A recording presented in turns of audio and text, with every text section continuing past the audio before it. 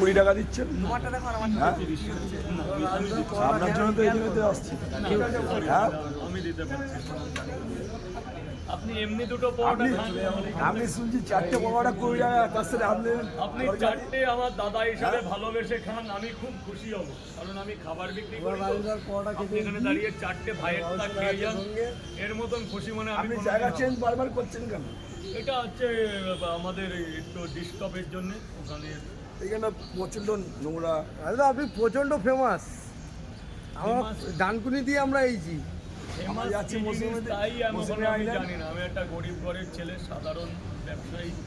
তবে পরোটা দিন আমরা খাই, দাদা, আমরা এখানে ডানকুনি কত দিয়ে এইছি দেবো? দাদা আপনার পরোটা খেতে। আমরা মৌসুমী আইল্যান্ড যাচ্ছি। তিনটে 6টা মৌমাছি আছে, তাহলে তো এখন সমুদ্রে মৌমাছি যাচ্ছে। আছে। এখন তো নাম করা 9টা 15 গাড়ি, তো 7টা গাড়িতে পেলেন না। তাহলে সাইডটাও স্যার ডিম কিছু দেবো না? তুমি শর্ট বার করে না, ওই লং ইউটিউবের জন্য করে না, কুচানো পেঁয়াজ ইউটিউব ভিডিও আপলোড করে না।